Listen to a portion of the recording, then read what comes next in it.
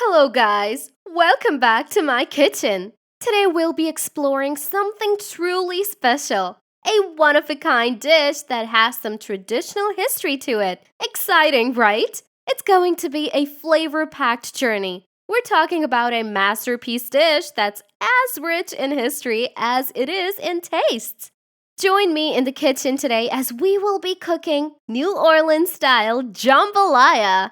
Jambalaya is relatively common in the southern part of America. Despite its widespread popularity, many miss out on the key steps that make it truly exceptional. But fear not, because today we're going to uncover those secrets and elevate this dish to its rightful place. So grab your aprons, sharpen your knives, and get ready to embark on a culinary adventure like no other. Because with every bite, we're not just tasting food, we're tasting a slice of New Orleans culture and heritage. Get ready because this journey is about to get delicious. Before we start, note that our special dish takes its origin in Louisiana. It's an American dish, although we have several similar dishes with different origins and different names with the same ingredients. Today, I will explore the New Orleans style of making jambalaya. Also note that jambalaya is a versatile dish and can be served on almost any occasion. For indoor or outdoor events, jambalaya is a go. Before we get started, let's look at the lineup of ingredients for our New Orleans style jambalaya. It's quite a list. We will be needing 1 cup of cooked long grain rice, chicken stock, 1 pound boneless chicken breasts diced, half a pound andouille sausage, vegetable oil, cayenne powder, half a cup of flour, white onions, green onions, canned or crushed tomatoes, green bell pepper, large shrimp tail on, peeled and deveined, celery, cloves, garlic minced, Creola seasoning, dried thyme, dried oregano, kosher salt, black pepper, cayenne powder optional, Worcestershire sauce. The list is a long one, right? Every ingredient here sure contributes something to the unique taste of jambalaya. First things first, we need to sort out our ingredients before we get cooking. So we make sure to chop our vegetables and proteins.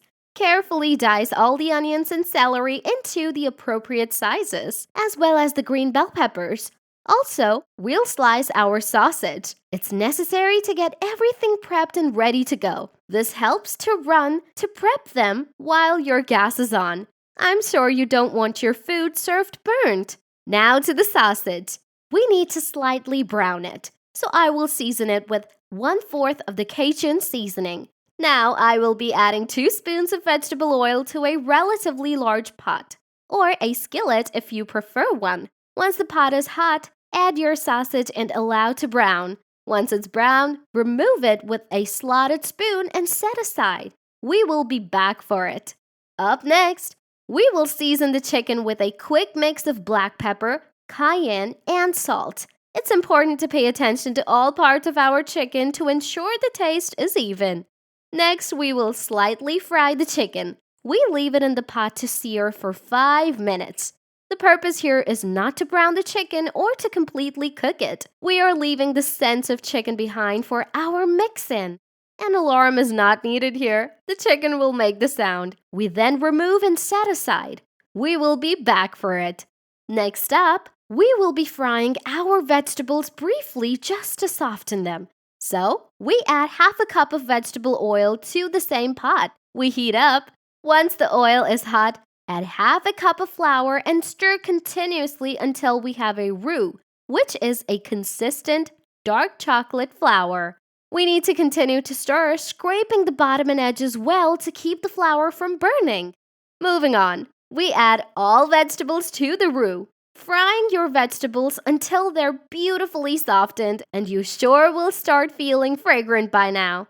Also, we will saute the onion, peppers, and celery until tender crisp. The onion should become semi-transparent. All right, now it's time to add some garlic to the vegetable mix. Let's let it cook away until it starts smelling amazing. Just about 30 seconds should do the trick. You'll know it's ready when that irresistible aroma fills the air and tells us it's time to move on. Moving on, grab those canned tomatoes and pour them into the pot.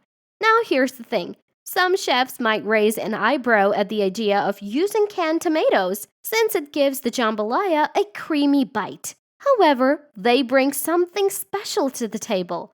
They add this rich, creamy texture that just melts into the dish, creating this deliciously robust base. So, depending on how creamy you like your dishes, you can decide to add canned tomatoes or just ignore it. Now, let's spice things up. You can decide to add a dash of hot sauce and maybe even some Worcestershire sauce. It's also time for us to add the remaining Cajun seasoning we've got waiting. Moving on, let's add our chicken stock, browned sausage, and browned chicken breast to the mix. We keep stirring until the sauce comes to a simmer. Cover and simmer for 10 minutes.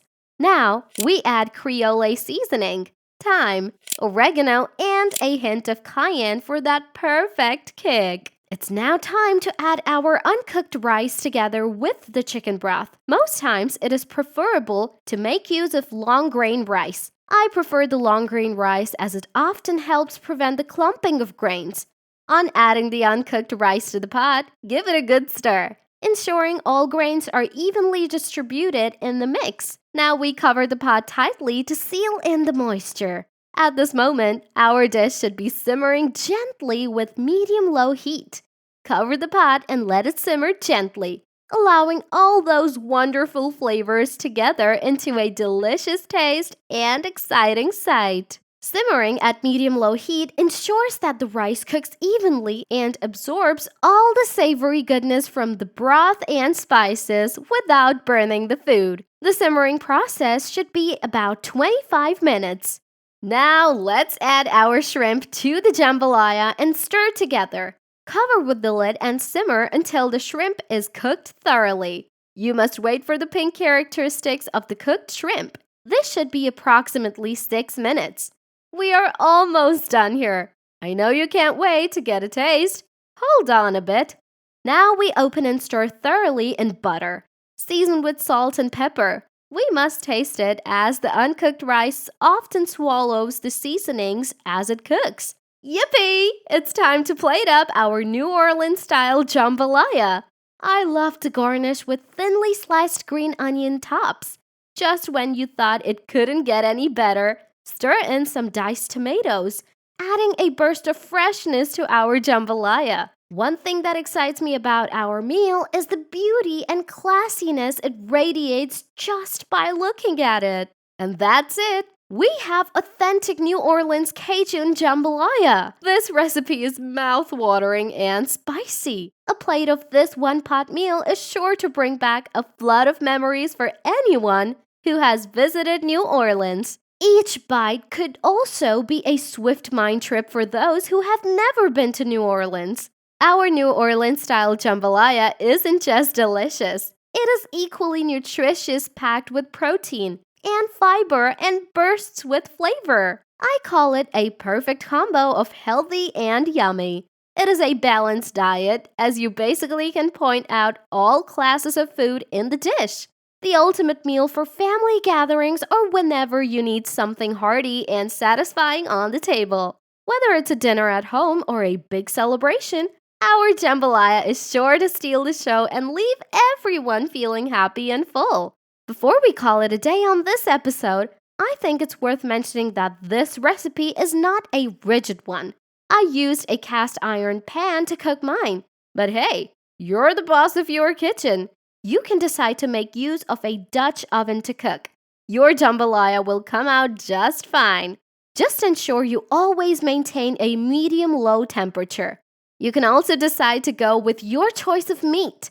Red meat won't be a bad try. With that, we've come to the end of this episode. Hope you didn't miss out on the behind-the-scenes fun. You can also follow us on social media for that. Also, don't forget to leave a comment, subscribe, and turn on the notification. If you enjoyed this recipe, you'll enjoy the next episode better. We have a lot more waiting for you.